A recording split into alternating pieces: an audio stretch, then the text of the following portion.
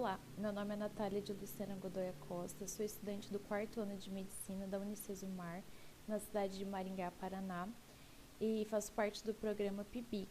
O nome da minha professora, orientadora e mestre é Thaisa Valks Lorenzetti, e o nome do meu trabalho que vou apresentar é Perfil dos Doadores Efetivos de Órgãos e Tecidos no Estado do Paraná de 2011 e 2020.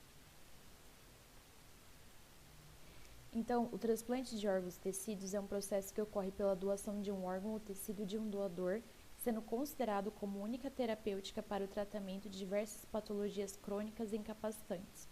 O Brasil é uma referência nesse setor, que graças ao SUS é responsável por mais de 90% das transplantações realizadas no país.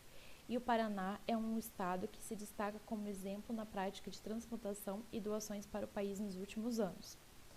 Para o sucesso de todo o processo de transplantação, torna-se importante e necessário compreender o perfil dos doadores, pois as informações fomentam discussões sobre a doação e auxiliam no estabelecimento de novas rotinas e protocolos.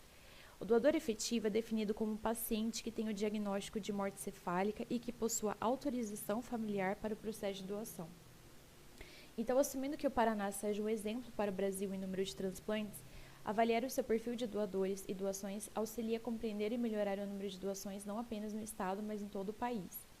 Desse modo, o presente estudo tem como objetivo caracterizar o perfil dos efetivos doadores de órgãos e tecidos do estado do Paraná entre 2011 e 2020, comparar com os dados coletados no país nesse mesmo período. Os resultados obtidos podem auxiliar a nortear a elaboração de intervenções específicas para otimizar o número de doações efetivas. Então, foi feita uma pesquisa documental bibliográfica, quantitativa e qualitativa de caráter retrospectivo. Foi coletados dados no site da Associação Brasileira de Transplante de Órgãos, a ABTO, e foram estudados dados da literatura especializada como fontes bibliográficas da Cielo, PubMed e Medline, além de artigos referenciados junto à rede de informações da internet para o desenvolvimento do teórico e estudos em biblioteca de instituições de ensino superior pública e privada. Foi feita uma técnica de leitura exploratória, interpretativa e seletiva, e os dados foram compilados em gráficos e quadros para posterior discussão.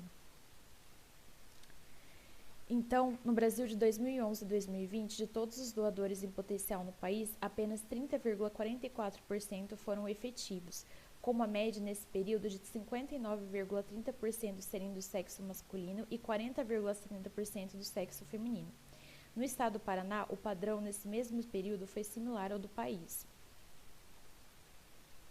A Associação Brasileira de Transplante de Órgãos, ABTO, apresenta as causas de morte cefálica divididas em 3 grupos: traumatismo crânioencefálico, TCE, acidente vascular cerebral, AVC, e outras causas que são compiladas em um grupo apenas, sem especificação.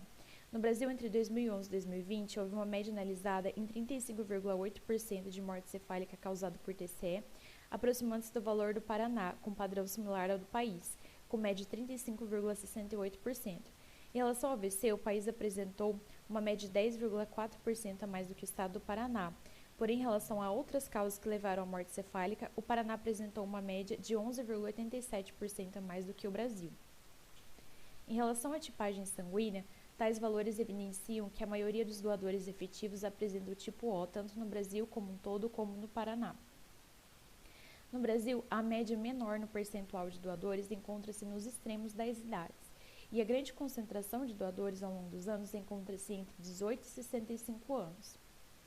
Ao contrário do Brasil, como um todo, a quantidade de doadores com 65 anos ou mais no Paraná é mais expressiva que em relação ao país. Pode-se perceber, então, que o gênero masculino é mais expressivo e que essa quantia segue um padrão, mesmo ao longo dos anos, tanto no país quanto no estado. O Paraná apresenta fatores causais de morte cefálica mais altos que o Brasil, quando não se trata de TCE e AVC.